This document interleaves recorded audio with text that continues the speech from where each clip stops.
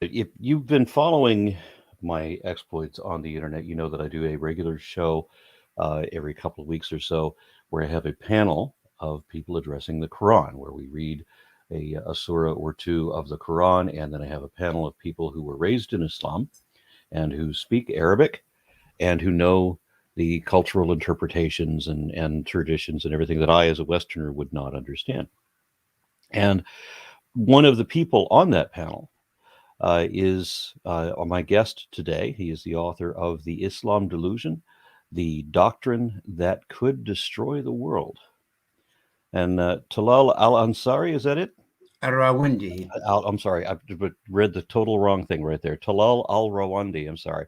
I had another note from someone else.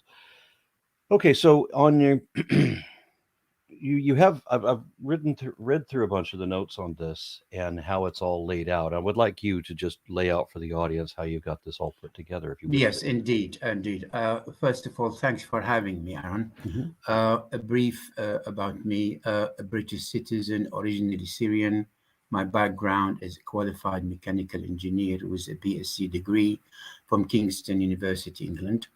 I worked in a few Arab countries for many years as project control consultant, where I interacted and dealt with a wide range of nationalities, of different backgrounds, beliefs, and traditions. This gave me a good opportunity to clearly see the other side of the Islamic doctrine's coin. Uh, I was a devoted Muslim for about 10 years, but when I said my final goodbye to the Islamic faith, it was essential for me to find out how much of the truth I was taught when I practiced Islam.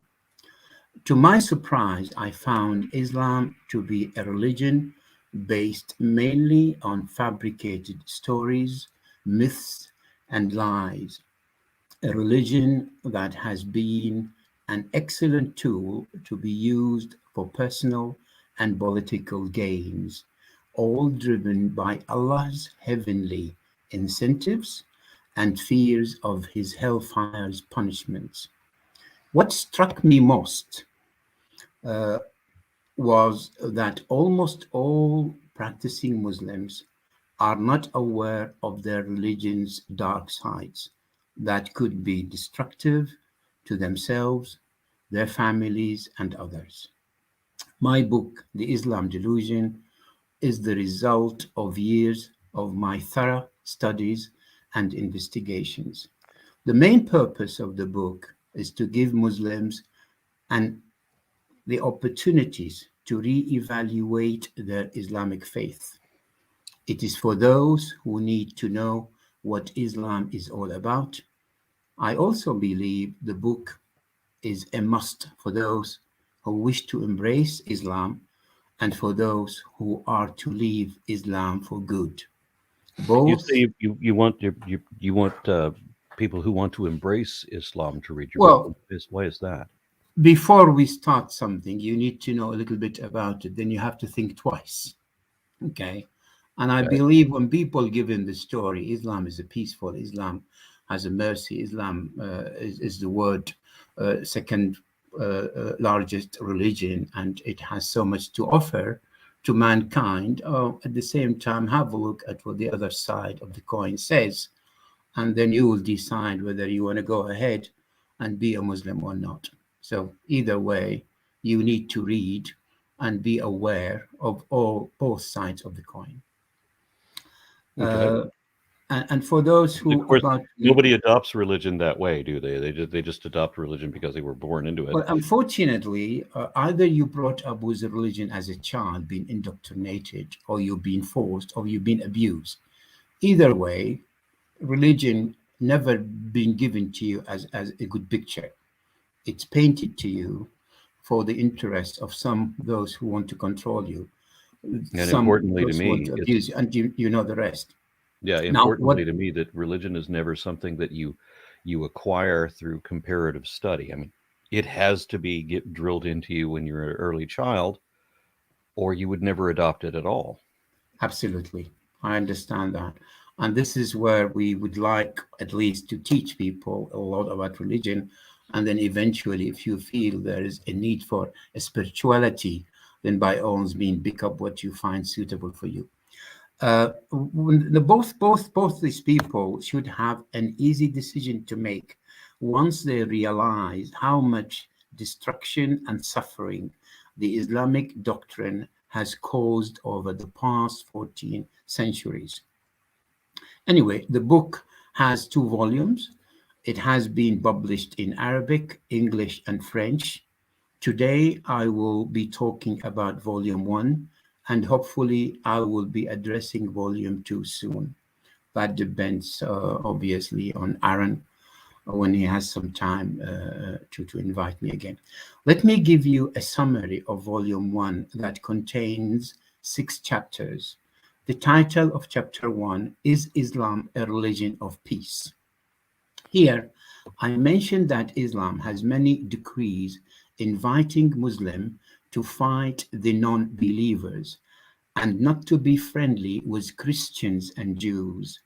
There are also many verses in the Quran that call for controlling and or elimination of non-Muslims. I also refuted the claim that Islam has an excellent moral teaching for peace. I gave clear evidence to expose the serious faults of claiming Islam to be a peaceful religion. As for modernizing Islam to be a religion of peace, I have presented evidence that Islam cannot be reformed as a peaceful religion before denouncing the following Sharia decrees: slavery, wife beatings, child marriage, polygamy, the privilege given to Muslim men to rape the non-believers' captive women, insulting non-believers and threatening them with hellfire and permanent torture, encouraging fighting non-believer and killing apostates, misogynistic legislation, and preventing freedom of belief and freedom of speech. Once we address these things and make sure they are no longer exist in any form or another, then Islam might be qualified to be at least called a religion of peace. I've given details of all that in chapter 1, which is I gave priority in the book for people to understand what peace means in Islam. The title of chapter 2 is Allah. This chapter highlights that Allah is an imaginary deity, and his so-called 99 virtues and credentials that are mentioned in the Quran can be seen to have zero effect in real life. The evidence I mentioned in this chapter would show that Allah is not all-powerful, and he is not all-compassionate, all-merciful. He is not omniscient, and he is not the perfectly wise and the just divine being. And He just to is make not. this clear for people in the chat or who people listening in the audience, you're not saying that there is a God. I'm surprised that some people can't think hypothetically and don't understand that when you say that God is not just and is not omniscient and everything. What you're describing is the character in the story is declared to be righteous and just and omniscient and all of that, but is clearly within the context of the story, not those things. You're not saying that there is a God and he's bad. You're not saying that there is a God and you hate him. Because there's a lot of people that make that. I'm sorry to say, there's a lot of people that make that kind of mistake. Well, at one time I did believe, obviously, in Allah as the only God, need to be worshipped, and obviously looked at as He's the only deity, created us, created the universe, and the rest of it, and everything else is false.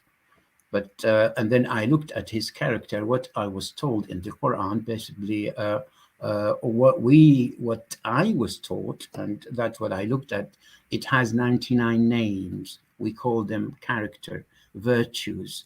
That some of them I've addressed 7 or 8, and those the one I addressed in the book. But looking at those in real life, we do not see them at all. We see them in our imagination, in our wishful thinking, in our feeling to be so. And I've given evidence in the book that we'll come to those later.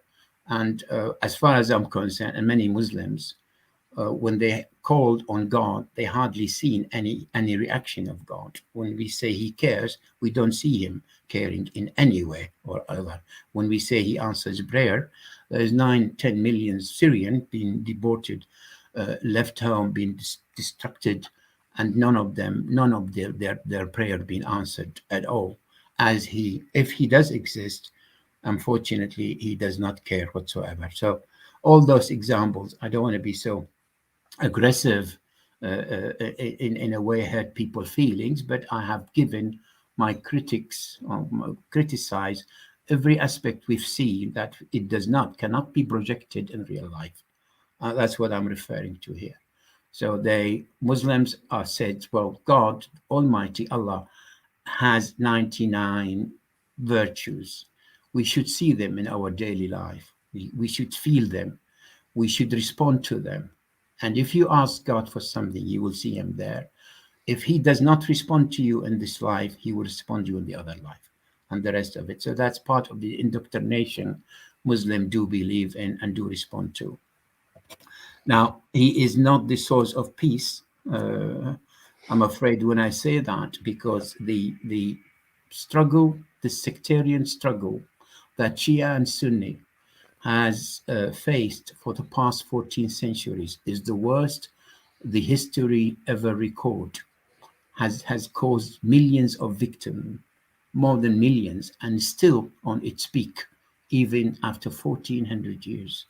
So if He is the God of peace, He would have found solution with any of those wise people a long time ago.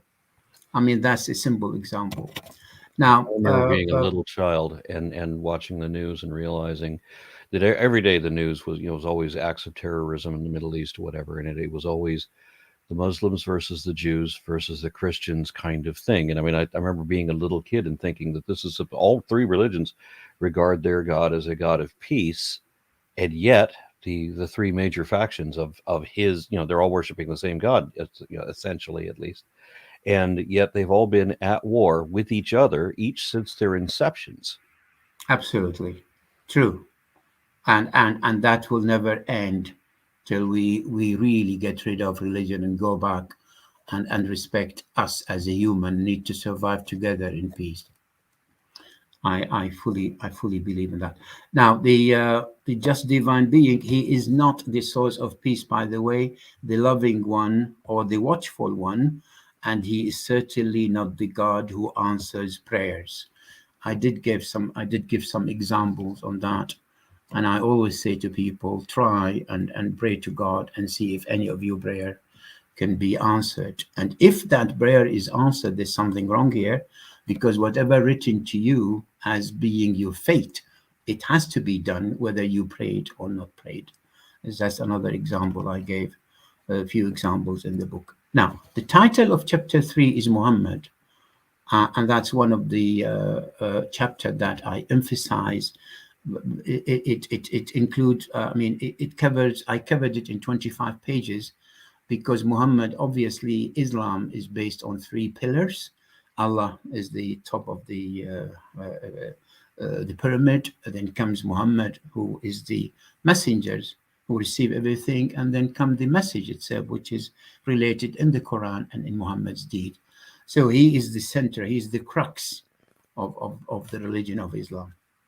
I investigated Muhammad's major events, behavior, his obsession with the child marriage, concubines, and sex, his views on and evaluation of women, his narcissistic ego and self-admiration, and his thoughts on his parents.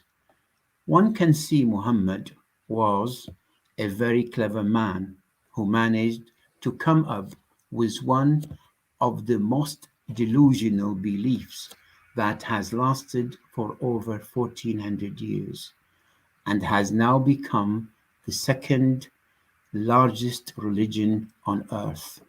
He did that using his Quran, the so-called divine book that took him 23 years to compose, along with Allah's heavenly rewards and Allah's hellfire threats. In my book, you can find out the hidden facts about Muhammad's true characters and how he utilized the Quran to fully serve his personal objectives. I'm seeing a note in the chat that says that the link that we put in the description, apparently I've included the wrong link. It's out of print. So I was wondering. Yes, I've discovered that. I can give you the link when we finish, or Okay, very while, good. while we're talking, because I did check that, and unfortunately, this is one of. But they can go to my website, which is you have put, and it's all there. You can pick any book from there. They have just to press. The link is there, but I'll give you the link again. Okay, thank you very much for that. Not at all. The title of chapter 4 is the Quran. Well, in the Islam Delusion, I've stressed very much on Muhammad, Allah, and the Quran. I spoke about other subjects which I'll mention, Sharia law and the proof existence of God. In this chapter, that Al-Quran, the Quran, the holy book of Muslims, holy book, of course. In this chapter, I argued that the Quran is not of divine origin, taking into consideration the following factors: hate and prejudice speeches, encouraging violence against all non-Muslims, misogynistic legislation. The Quranic verses are often vague and difficult to understand. All the claimed scientific miracles have proven to be either false or based on the knowledge that was known to others long before the Quran's announcement. The stories mentioned in the Quran are mostly plagiarized. They are all fictitious, with no dates or locations. The Quranic verses are often inconsistent and unrelated. The Quran contains many threats of cruel tortures for all non-believers. For example, hellfire has been mentioned 246 times in the Quran. Allah's name is mentioned in the Quran almost 2,600 times. Surely a clear case of overemphasized publicity. The Yeah. title of chapter 5 is The Islamic Sharia Law.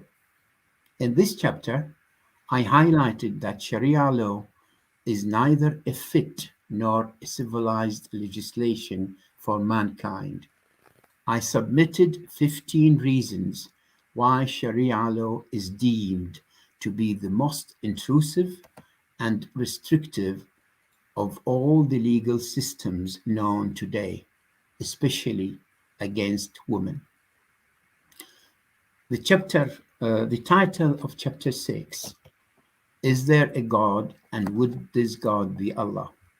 In this chapter, I presented the evidence that Muslims offered for the existence or to prove the existence of Allah, mainly his claims of the creation of many wonderful things in heavens and earth, to include the so-called seven skies, our planet Earth, mountain, plants, insects, animals, and humans.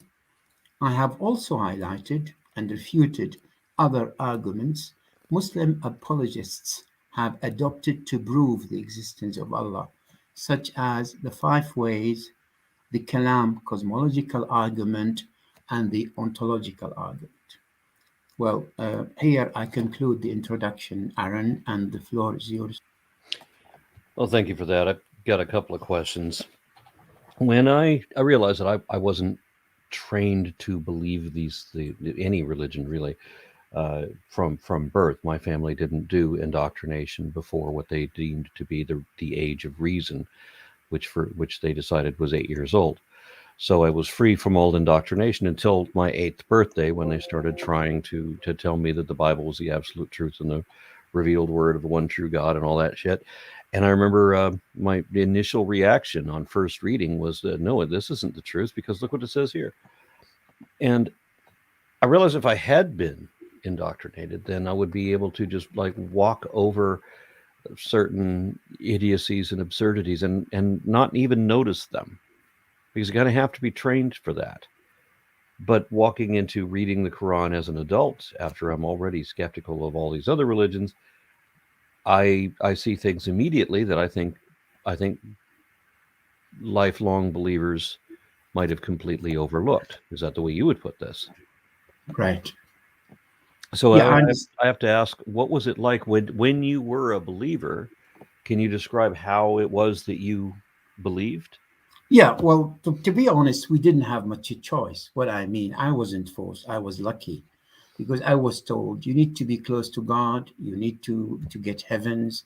You need to be righteous. You need God to look after you and make things easy and give you good futures. Yes, then come along and pray with us and do that and do this. And then we were fed all these stories how to be a righteous and good man. So we looked through a what we call, what you could describe as a telescope so narrow that can see nothing through it but Allah, Muhammad, and the Quran. Anything else outside that is either false or deceiving or is not good for you.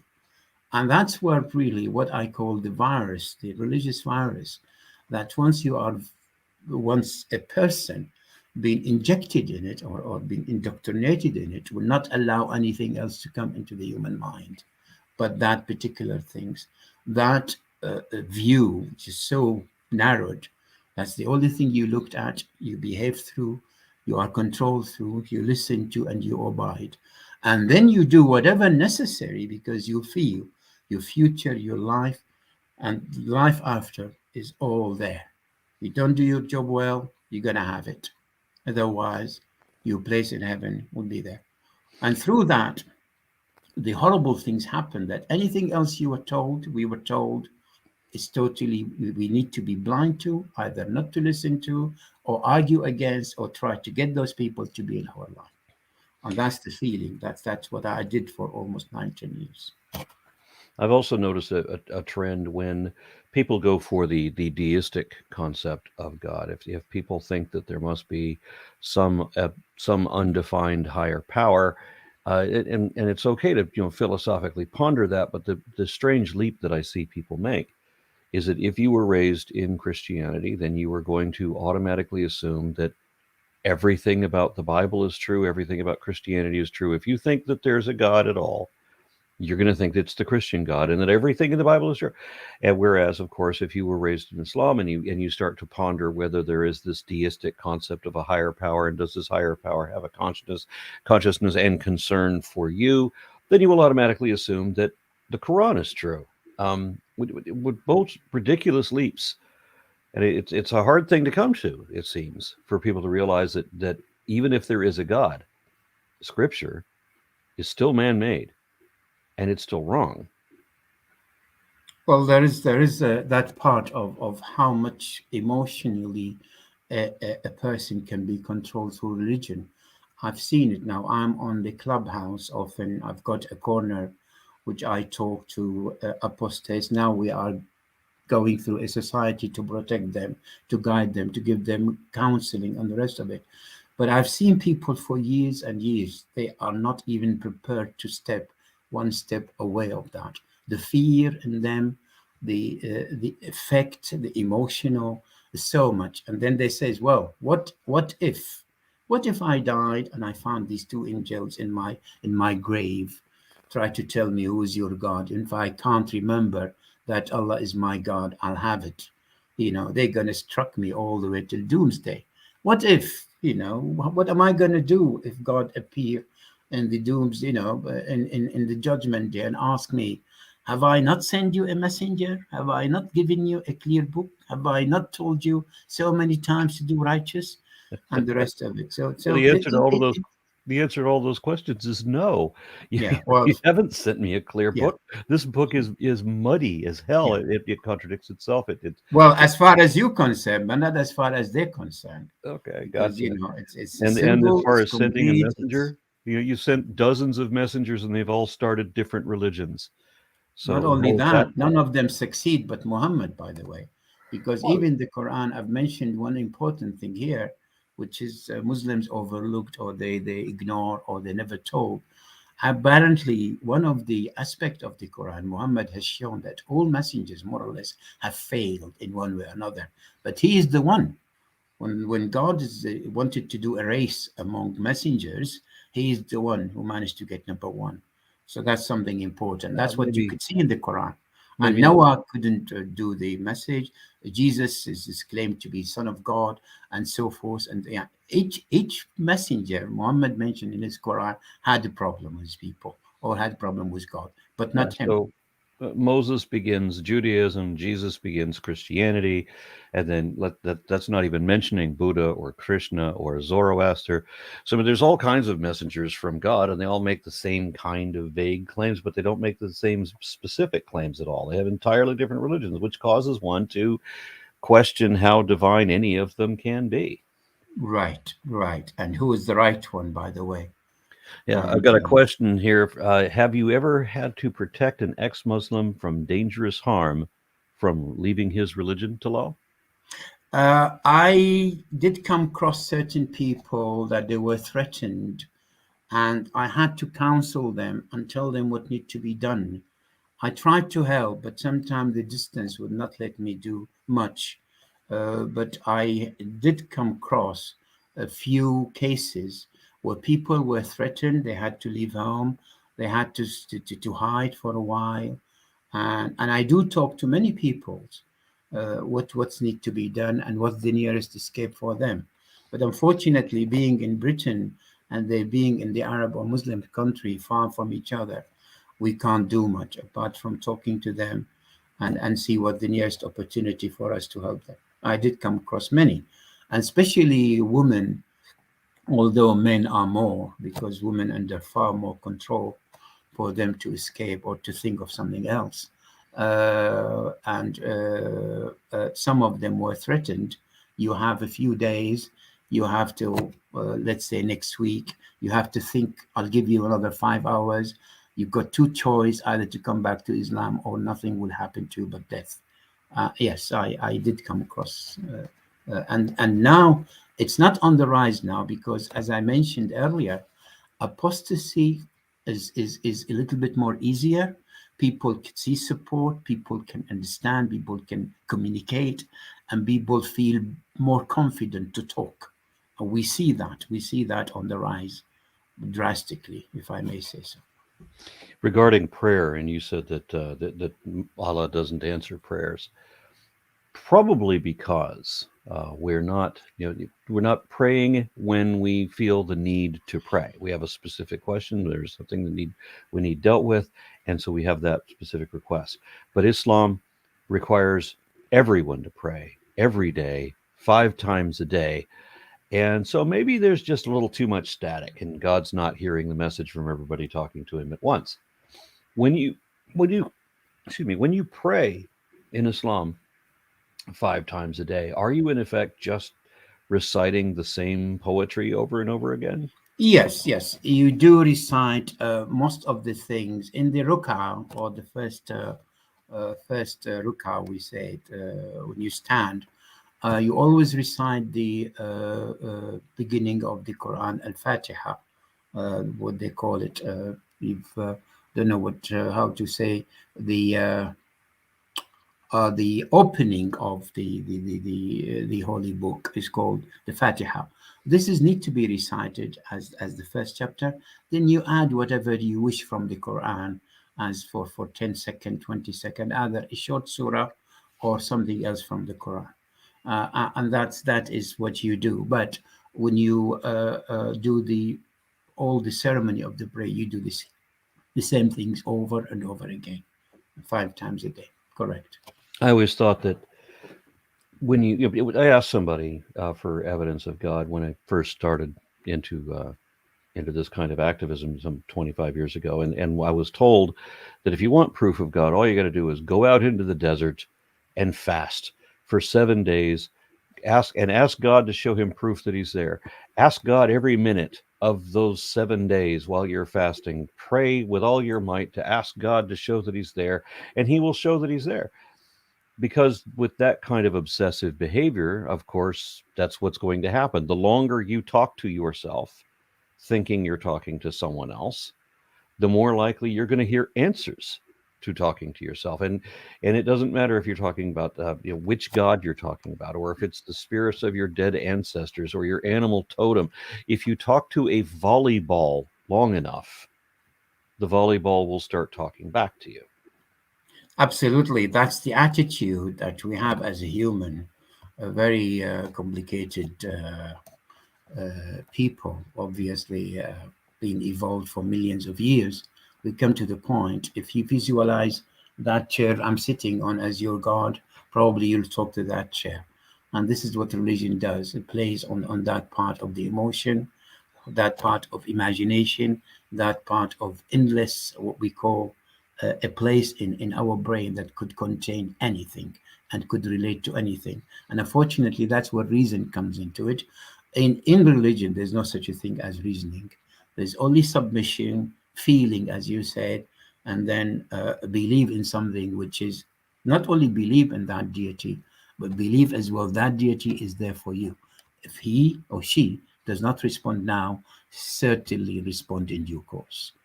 In the culture that you came from, I don't know if you would identify it as Syrian or British, but in the culture that you came from, were you required to read the Quran, not just recite certain verses, but actually read it? I did memorize around a third of the Quran by heart. And what we were told, the more you read the Quran, the more reward you get. So it's a matter of accumulative rewards in God's book. And that's what the incentive for us to read the Quran. But I wasn't required to read it. I was required almost to recite, to memorize, to make sure that I'm doing my homework, but not obligatory. The more I do, the more virtue a person I was. So you don't have to, but you would have to know about the Quran. You would have to stick and be obliged to obey with all the legislation in the Quran. You need to take it as your role model, what we say, in your life. Muhammad and the Quran, that's the two role model in your life before anything else. I remember how difficult it was when I was a child and I attempted to read the Bible, being told that the Bible is God's word, and that God is love, and that God is infinite wisdom and intelligence. And if I were going to read the Bible, I would tap into the ultimate mind. And we were supposed to have such reverence for the book that it took a while of reading this nonsense to understand why I wasn't making sense of it. It wasn't that this is wisdom beyond my ability, that it was this was written by far inferior beings, not a superior one. And it was difficult to come to a point where I could question that, where I could call that out. I had to blame myself at first for not being able to understand what nonsense this was. And so I'm curious how you made your path from indoctrination into skepticism. Well, I was lucky again because most people, it was a difficult transaction, if I may say. It wasn't that easy because if you are a religious person, hardly the case that you leave religion. It's just a matter of blink of an eye. Obviously, you start ask questions, you will see answer, and sometimes the answer may not make sense. But what happened is you resign to them that God knows best, even if they do not make sense to me. But God knows what He's telling me. I have to resign to it. So it's difficult to come from being religious to non-religious. How for me, I was just ambition, a guy who could not take it as such. A guy had to think, and I asked a few questions. The answer I was given, they always on my mind. That couldn't be the answer. Let me see what else I could find out.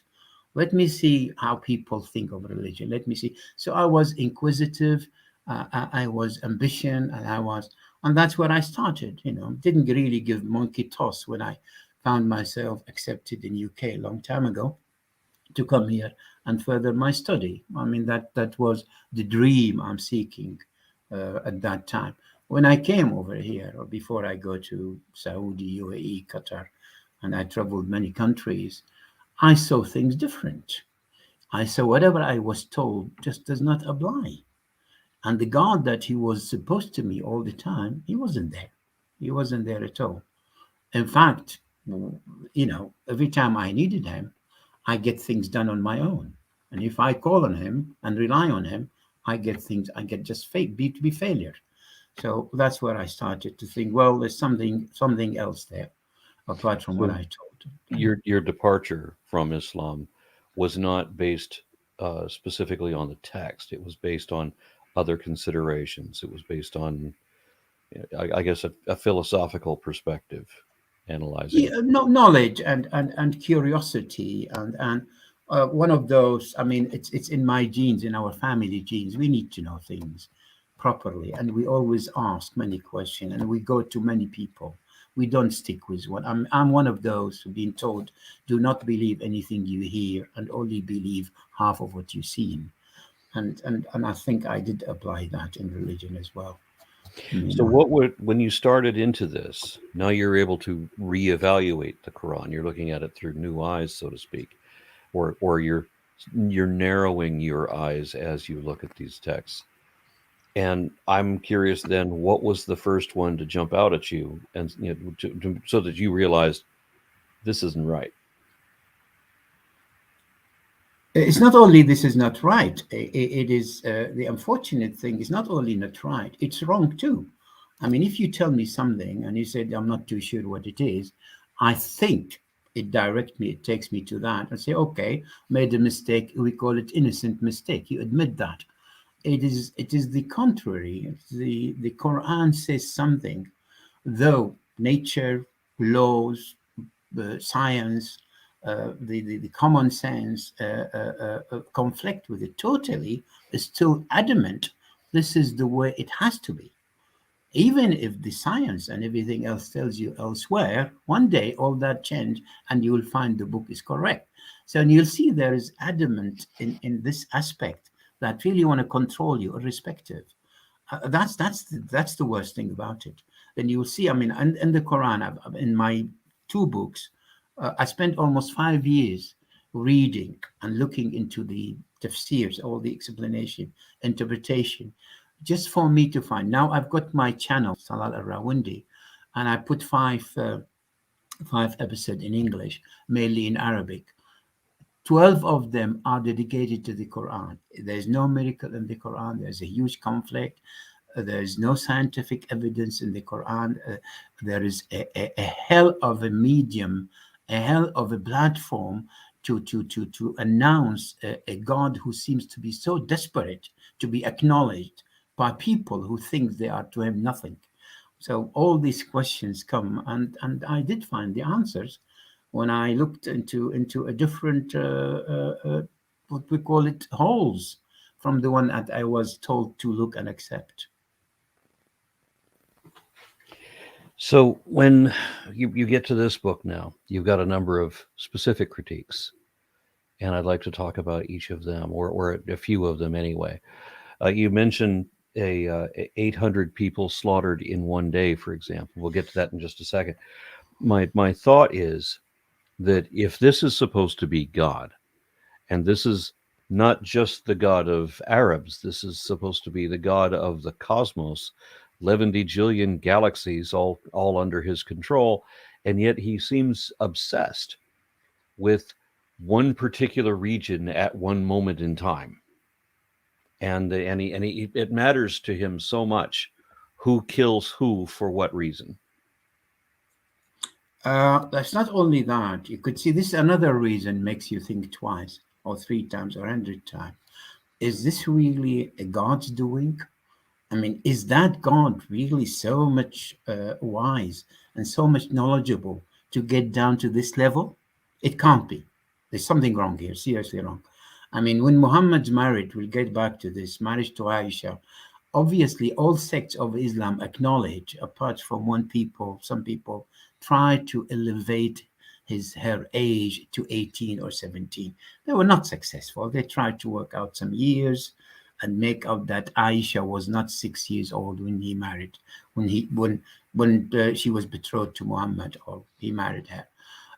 To think that this character, so-called Muhammad, the Prophet of Islam, says to Aisha, to her father, "Oh, I saw her in my dream twice, and I said, if that's from God, so be it."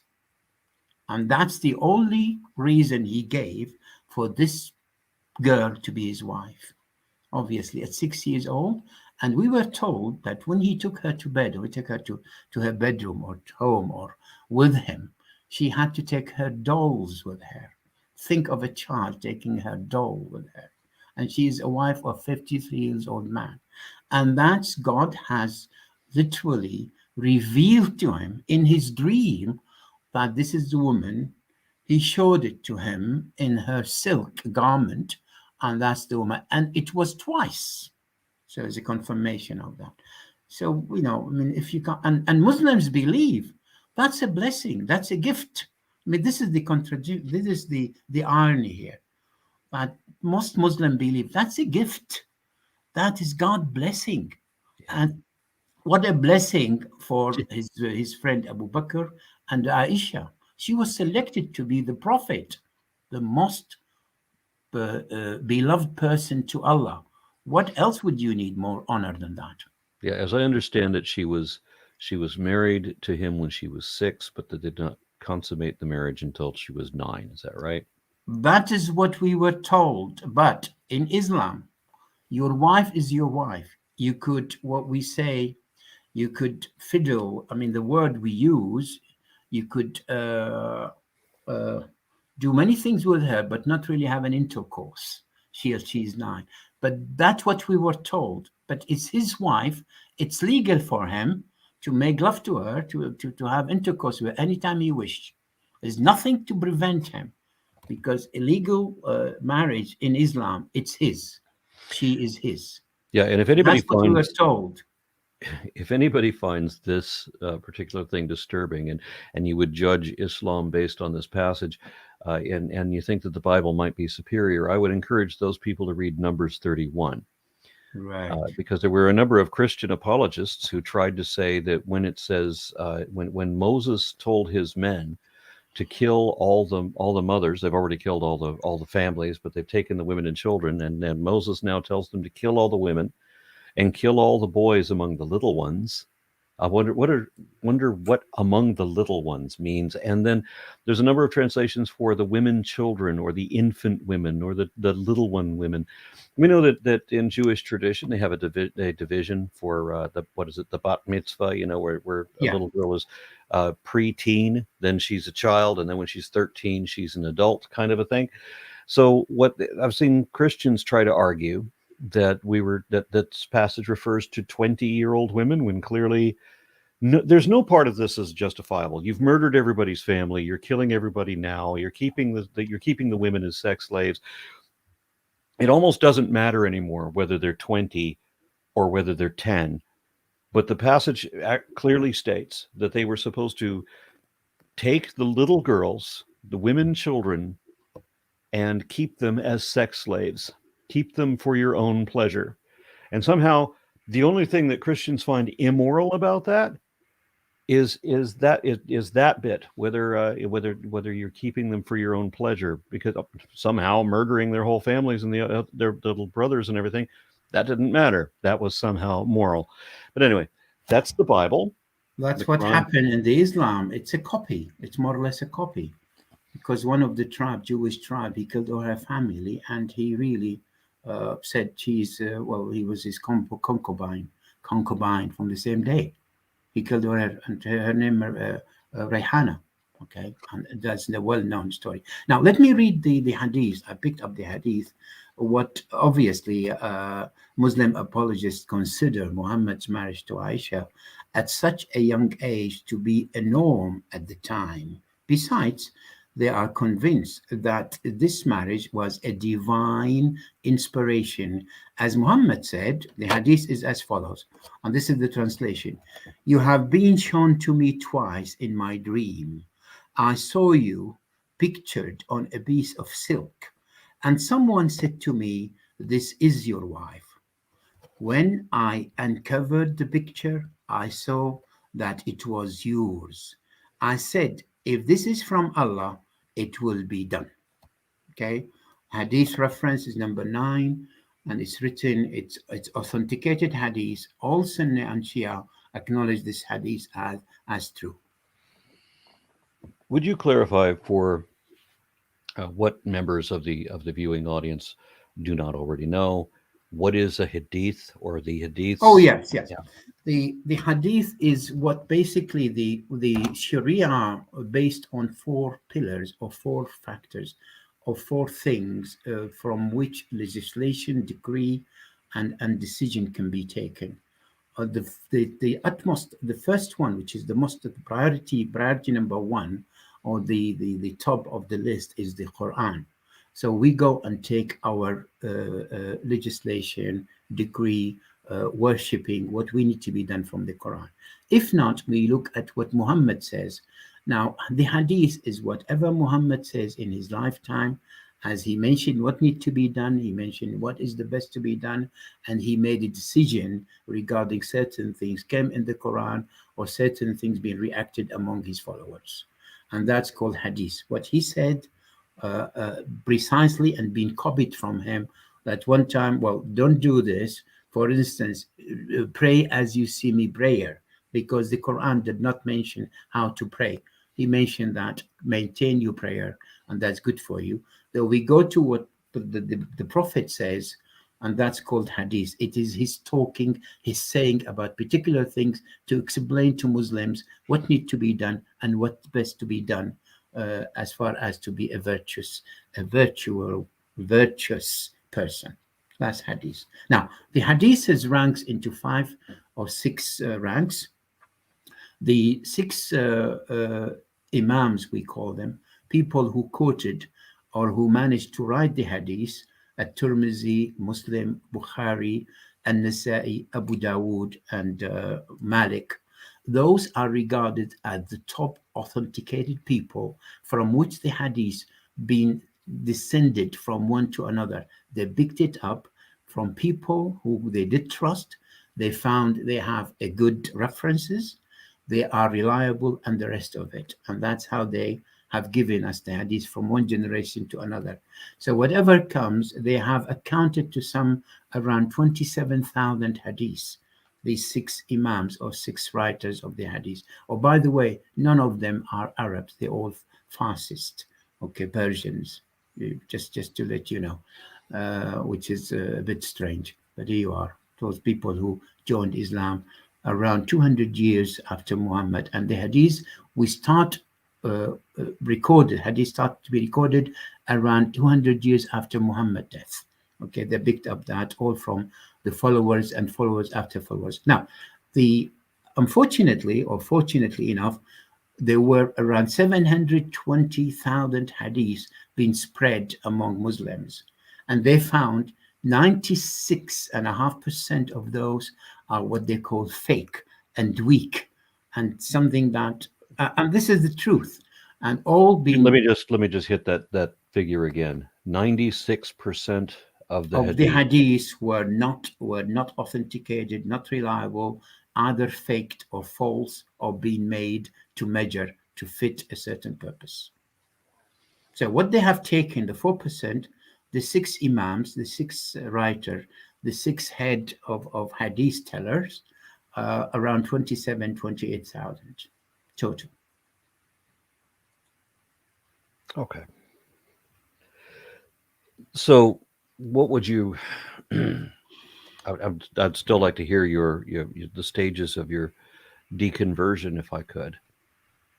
Tell me what was the chink in the armor, and what was the next step, if you would. Well, the issue here for the past 10 years, my family is most of them Muslims. I felt the consequences, what Islam has done to the Arab nation, to Muslims. I mean, look at us, 51 Islamic majority countries, not two of them are unified. 22 Arab countries have dictatorship and the top rank ever been recorded. People, Muslims people, how many of them got Nobel Prize? How many scientists as Muslims? How many, what have they offered to the world apart from division, fighting, problem, ruling, you name it? 16, 17 times since the caliphs, since Muhammad died, till the ISIS, around 17 times they tried to resurrect Islam and they all failed utterly. The last one of them, Muslim Brotherhood, who did prepare themselves for around 88 years, and they managed to last to control the ruling in Egypt for only 11 and a half months, where they ended most of them in prison and a hell of a disaster. So these consequences makes you think there's something need to be done to put religion at its place. Okay, once you take religion as my way of life, that's where we ended up. So that's part of the responsibility I felt that really the Arabs, well, I'm originally counted as Arabs, and the people, millions of them, who's living under such a slogan, are really taken for a big ride.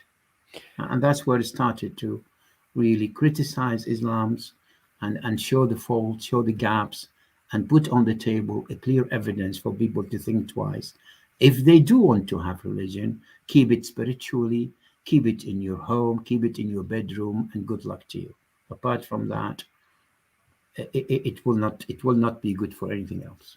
And that's without even making a single reference to the sun setting in a muddy lake or Oh, that's it. I mean, if I want to tell you, I need hours. All that mentioned in my book, which is in the second version. It's exactly what miracle, the conflict. In fact, people can. The last one I send you a link about the Quran is not a divine book. It's in English. It's 45 minutes. Please, I give you the link once more, and they can see all that over there. But I would advise them to take. It's only 140 page. You can cover it in maybe a couple of days, and it will open. It's an eye opener for many things. And by all means, I'm more than happy to. They've got my contact if they need to clarify. Oh, by the way, Ahmed sent me an email, and I said in 3 weeks' time we're going to do a debate over my books, and he's keen to do that. Me too. And in are that we talking about the guy who uses truth in his name but doesn't use truth in his arguments? that is the guy. I don't know what he uses, but it is Yeah. the truth. But yeah, that's the guy. Yeah. Yeah, I have no interest in moderating a debate with him or anybody else that has revealed themselves to be completely insincere troll. Right, right. We'll see how we go about this, but nevertheless, more or less, I mean, provisionally, I accepted the debate because that's for me. It is something I need to. I'm confident of what I need to put on the table. The rest is for the audience to decide. I'm going to dedicate a few minutes to some questions I noticed from the chat. Not many of them, but as you can see on the screen, let's see from Jojo Freelance KUP, Talal Al Rawandi. We need to historically study the history of the Hadith, not. I think that means not taking the words as granted, right? Okay. Yeah. History, Islamic history, is basically which history do you need to study? First of all, it is a claim. What you call history, we do not have a third party to authenticate what we have as true. We have to believe that some books we received are the absolute truth. We need to accept history as we were told. History has got some measures, basically the time, the place, the remain, the ruins, documents, a third party to authenticate the carbon dated and rest of it. So what history are we talking about? What is referred as history in the Shia sect and their hadith is 180-degree different from what referred to the history in the Sunni. So what history are you talking about? You know, I mean, so far as we know, we have so many books, they all refer to history, and you could see two books written at the same period or the same person, maybe talking 180-degree different about the stories. So unfortunately, it's nothing but a claim. But when it comes to authenticate such a claim, we do not have any measures to do so.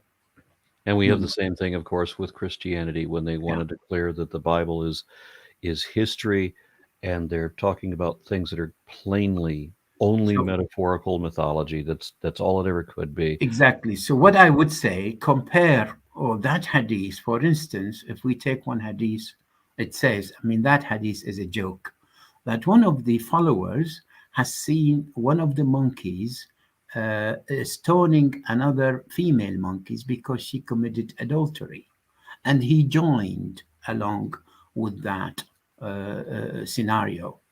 And that was hadith, is authenticated hadith, is narrated by Bukhari and Muslims. Okay, the hadith. Now, do you think that such a thing in reality does happen? So let's use common sense with hadith to start with, and then we talk about history. Do you believe really? I mean, monkeys is one of their pleasure to have sex all the time. Possibly, you think that one of those female monkeys committed adulteries and male monkeys gathered together to stone her? I mean, do you think that could ever happen? Probably one of those monkeys was throwing a bananas or a coconuts and this guy is interpreted as he was stoning her. So we use common sense before histories. Then we go back to history to see if there's any truth in that. Another question from Pierre Pablos. Talal, was there a form of fortune telling in pre-Islam Arab world that was done through jinns? If so, did Muhammad claim to be the sole bringer of divine information by saying jinns were shot down? That we don't, as far as we know, there was a fortune teller pre-Islamic history in the Arabs.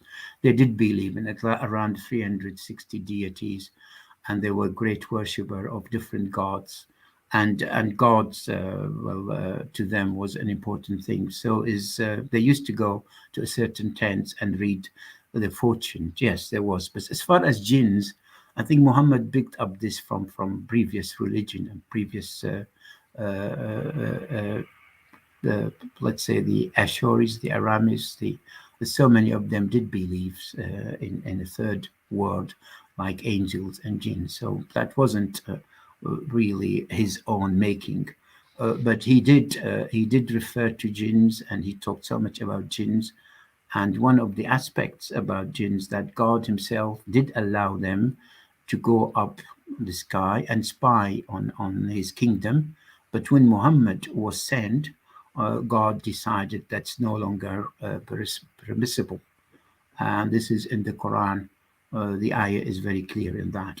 And this makes you think why Allah has decided all of a sudden, well, it was a free space for anybody to go up. Because what the ayah says, if any of you manage to go through and comes to spy and listen to the heavenly kingdom, then it'll be shot by a star.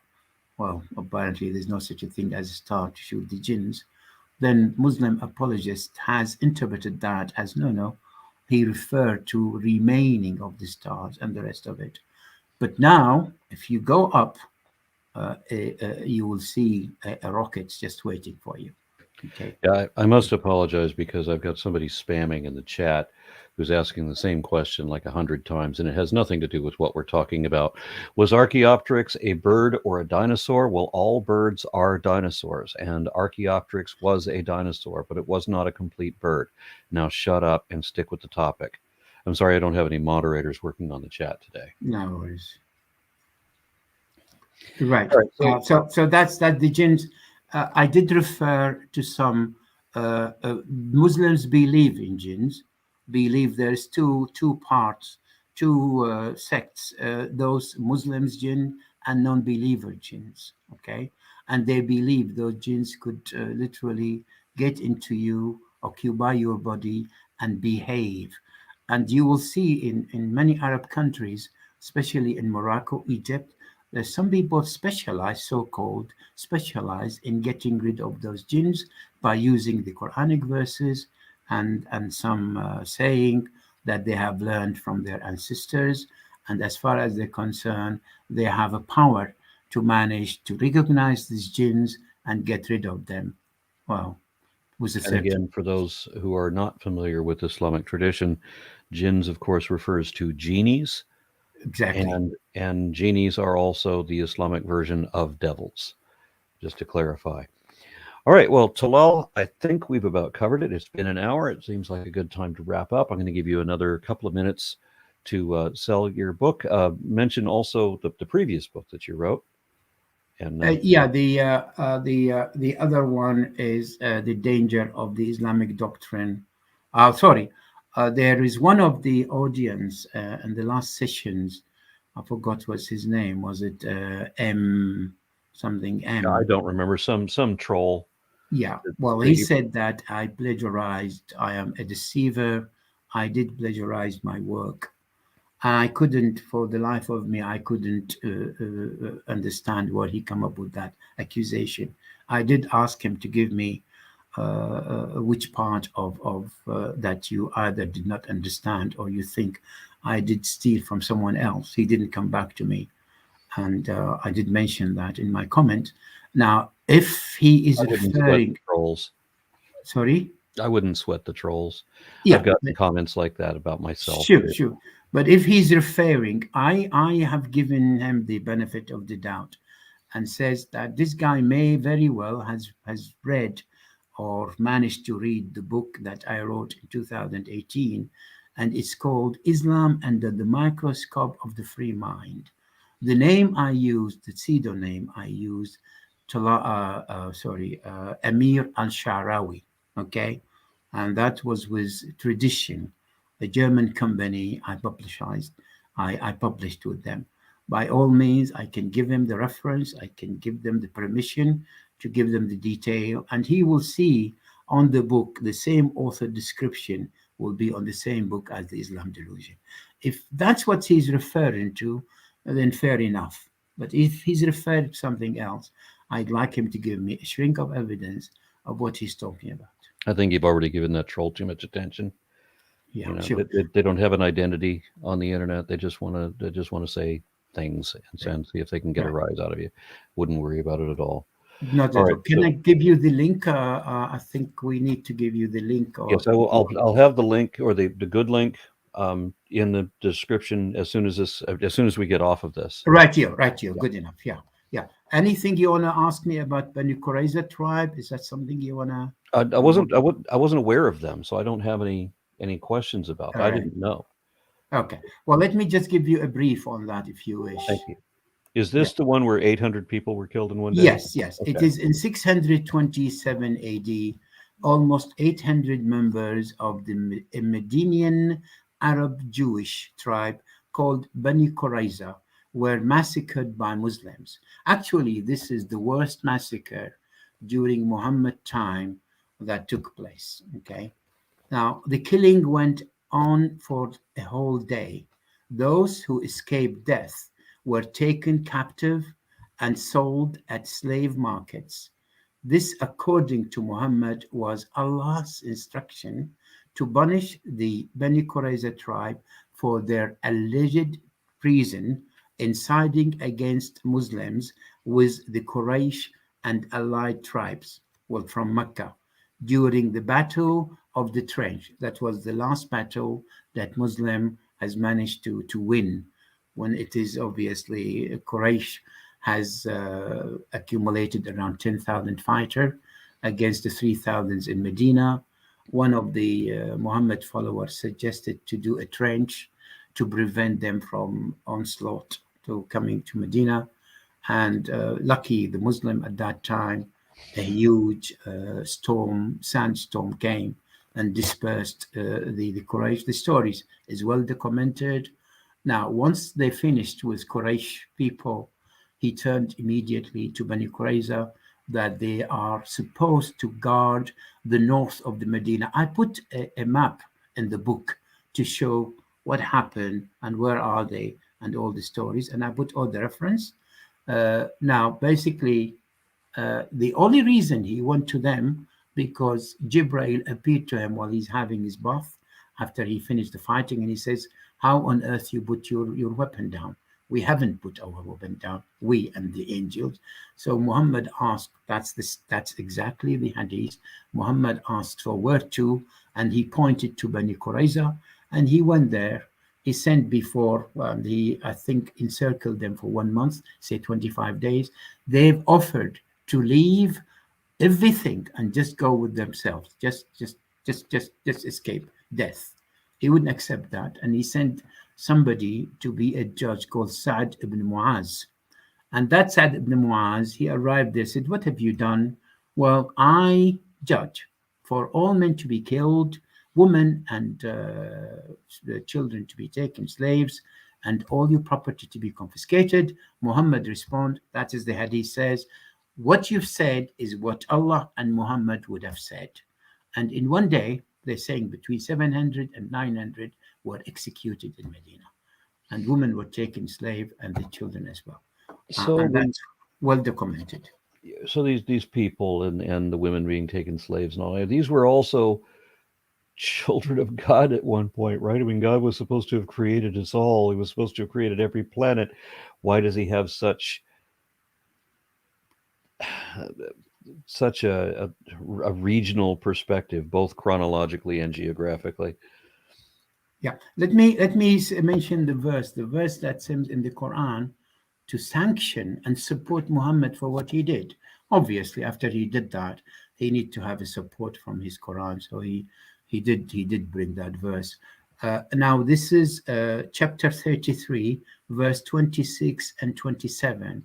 It says, "He," that Allah, "threw terror into their hearts. Some of them you killed, and others you took captive, and he made you inherit their land and their homes and their possessions and a region you have never stepped on."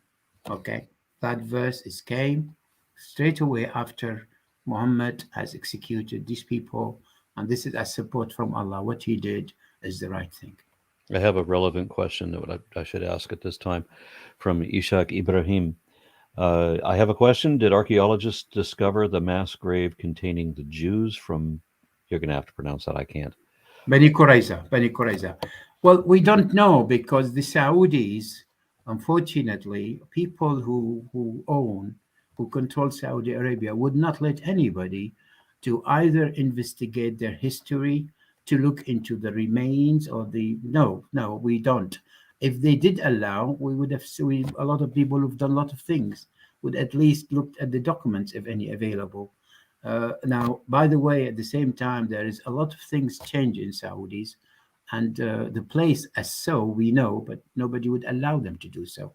If they did, they probably would. Yes, most likely they would find remains, but Saudis would not, government would not allow that to happen because they took it for granted that something, it's a God order. What is being done, it is okay. There's no need for them to go through this. Okay. And did you have the last link or the corrected link so that I can drop it into the description? Yeah, I will give it to you right now or after we finish. Right now, Okay. let me give it to you right now. All right. And then just make your, if you would just make a final minute or so statement, and we'll close it up. Sure.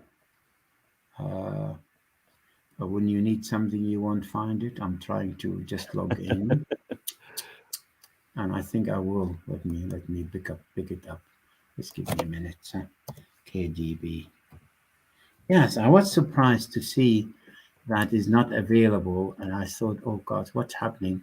Then I checked the other link and it was okay. For some, Amazon sometimes do strange things. So, Talal, I would suggest go ahead and have that debate, and I'm sure we can get another a moderator for it. I can think of a couple of people off the top of my head. It's just I don't want to be involved with. No, Peter was okay with that. I think I'll talk to him about this, and I think he has no problem with that. All right.